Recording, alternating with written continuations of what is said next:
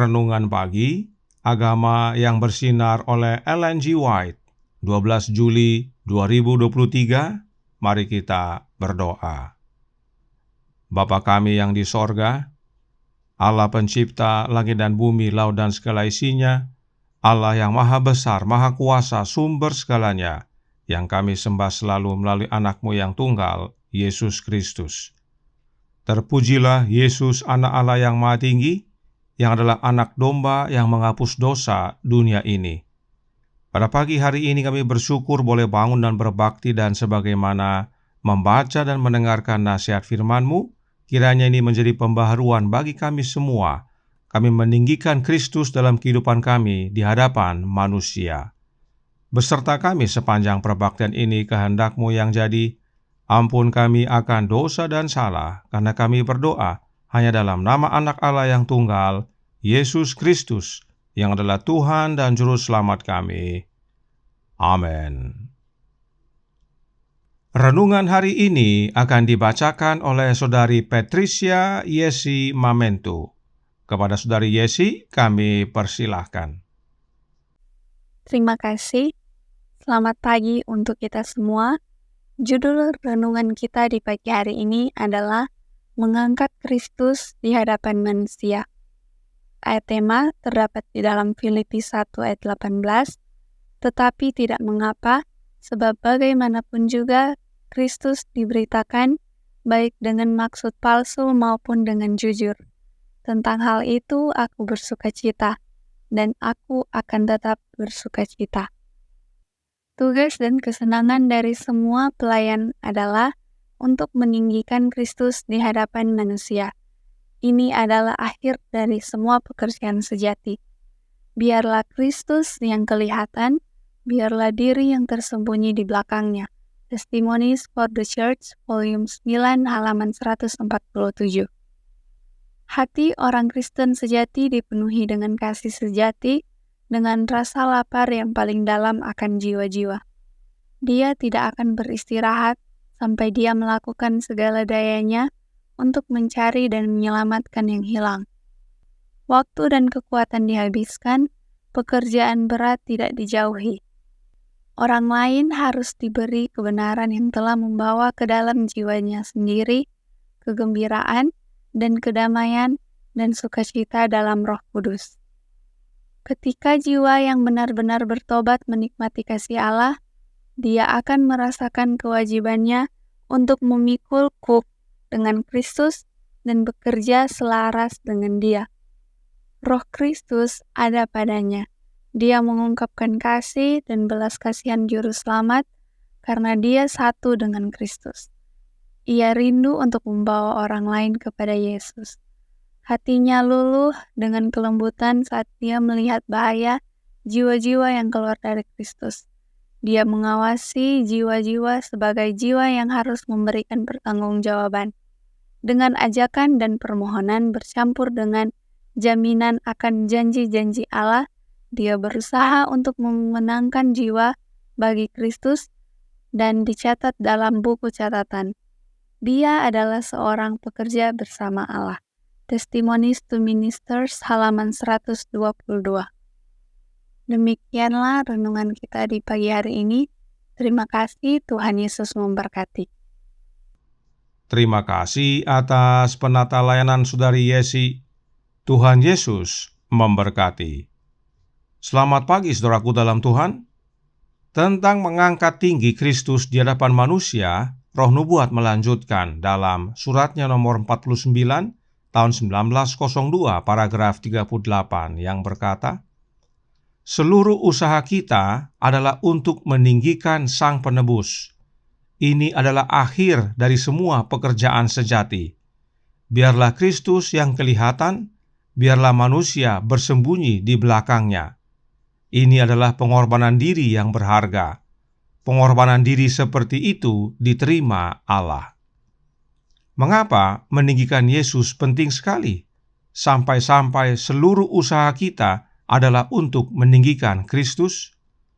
Yohanes 3 ayat 14 dan 15 berkata, dan sama seperti Musa meninggikan ular di padang gurun, demikian juga Anak Manusia harus ditinggikan, supaya setiap orang yang percaya kepadanya beroleh hidup yang kekal. Inilah pentingnya kita meninggikan Yesus, sebab barang siapa yang percaya kepada Yesus beroleh hidup yang kekal. Nah, apakah yang dimaksudkan dengan percaya kepada Yesus? Bilangan 21 ayat 8 dan 9 berkata, maka berfirmanlah Tuhan kepada Musa, buatlah ular tedung dan taruhlah itu pada sebuah tiang. Maka setiap orang yang terpagut, jika ia melihatnya, akan tetap hidup. Lalu Musa membuat ular tembaga dan menaruhnya pada sebuah tiang. Maka jika seseorang dipagut ular dan ia memandang kepada ular tembaga itu, tetaplah ia hidup. Percaya yang dimaksudkan ada hubungannya dengan melihat atau memandang. Jadi, saat kita meninggikan Yesus, kita bukannya menyalibkan Yesus lagi, sebab meninggikan ular tedung itu adalah lambang tentang kematian Yesus di kayu salib. Kita diminta untuk meninggikan Yesus adalah supaya orang-orang melihat kepada Yesus dan mereka yang percaya beroleh hidup yang kekal. Roh Nubuat berkata dalam The Desire of Ages halaman 485 paragraf 3 berbunyi, sebagaimana mata seluruh Israel telah diarahkan kepada ular yang ditinggikan, lambang yang ditetapkan untuk penyembuhan mereka, demikian pula semua mata harus diarahkan kepada Kristus, pengorbanan yang membawa keselamatan bagi dunia yang terhilang. Semua yang pernah hidup di dunia ini telah merasakan sengat maut dari ular tua itu yang disebut iblis atau setan. Itu sebabnya kita perlu melihat kepada Yesus dan percaya.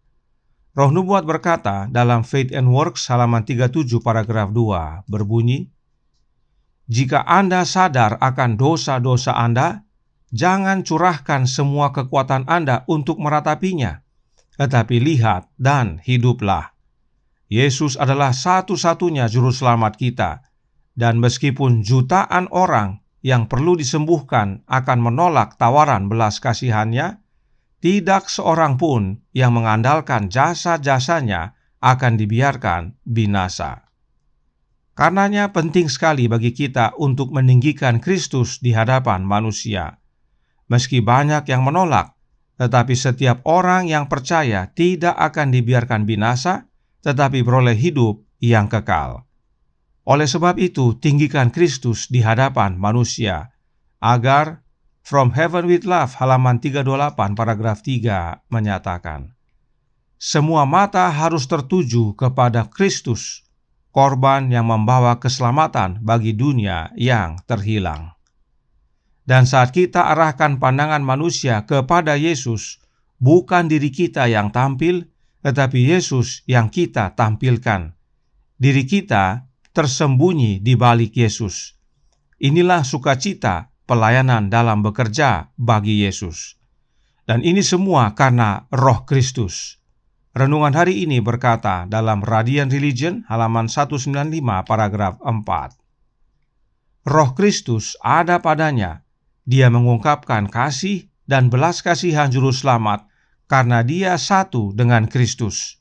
Ia rindu untuk membawa orang lain kepada Yesus. Kiranya pekabaran ini menjadi pembaharuan bagi kita semua. Kita meninggikan Kristus di hadapan dunia dan semakin banyak orang yang percaya serta beroleh hidup yang kekal. Tuhan memberkati, saya bawa dalam nama Yesus. Amin. Mari kita berdoa. Bapa kami yang di sorga, Allah pencipta langit dan bumi, laut dan segala isinya, Allah yang maha besar, maha kuasa, sumber segalanya, yang kami sembah selalu melalui anak-Mu yang tunggal, Yesus Kristus. Terima kasih atas nasihat yang menguatkan dan penting sekali bagi kami. Bahkan seluruh usaha kami adalah hanya untuk meninggikan Kristus di hadapan manusia. Sebab dengan meninggikan Kristus, maka itu akan memudahkan orang melihat kepada Kristus, sebab barang siapa yang melihat kepada Kristus dan percaya beroleh hidup yang kekal.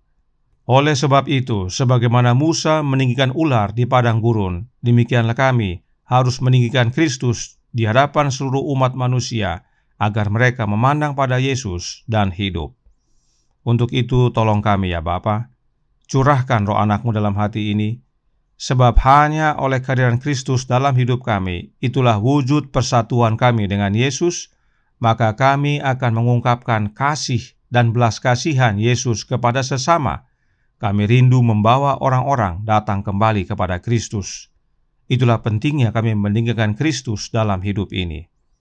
Beserta kami sepanjang hari ini kehendak-Mu yang jadi, ampun kami akan dosa dan salah, karena kami berdoa hanya dalam nama Anak Allah yang tunggal, Yesus Kristus, yang adalah Tuhan dan Juru Selamat kami. Amin.